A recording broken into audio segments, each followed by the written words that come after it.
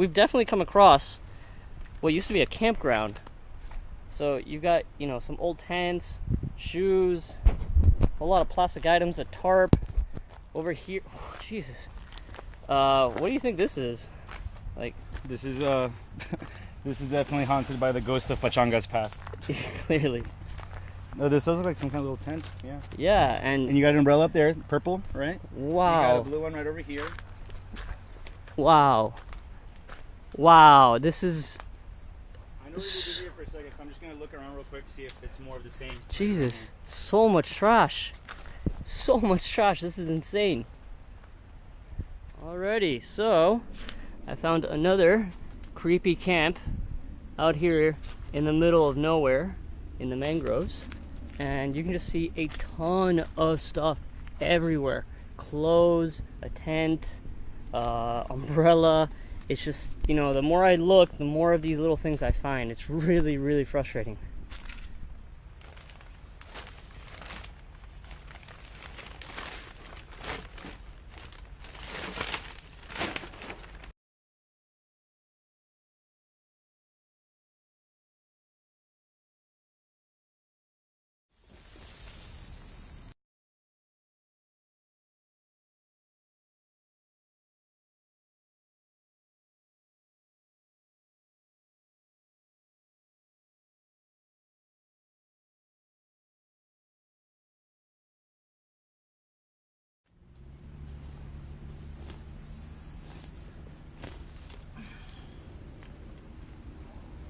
That's it.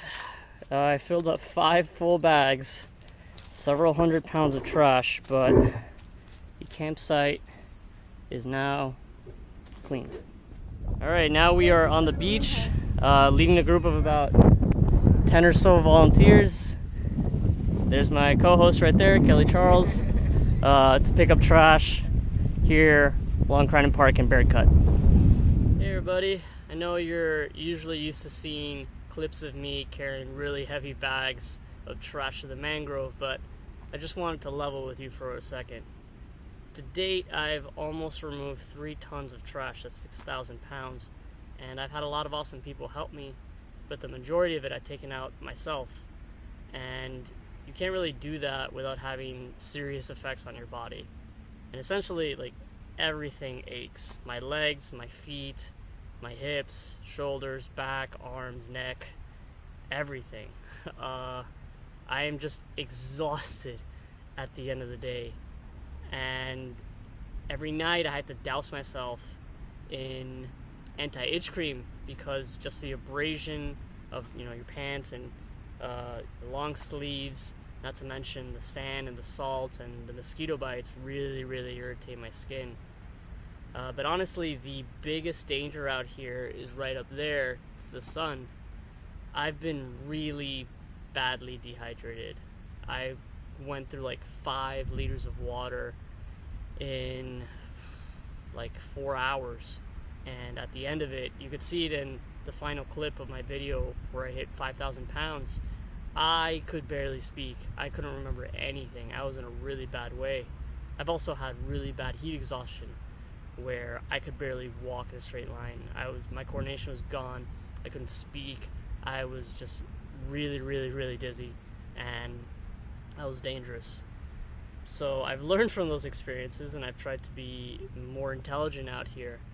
But that's not to say that I'm complaining, because honestly, all this for me is 100% worth it. I want to give you a quick lesson in hydrodynamics today. So basically there's one rule when you're picking up trash in the mangroves, and that's wherever the water goes, the trash goes too.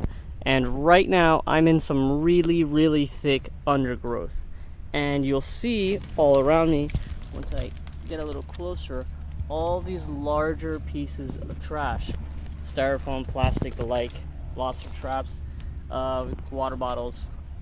And the reason that you find all this here is because right over there is a canal. And as the water rushes in when there's a hurricane or a very large storm, it follows the path of least resistance, i.e. the canal, and found a more open space. And then boom, it hit all this undergrowth right here and stopped, or at least the trash stopped. And that's where it all got deposited. And that's what I'm cleaning today.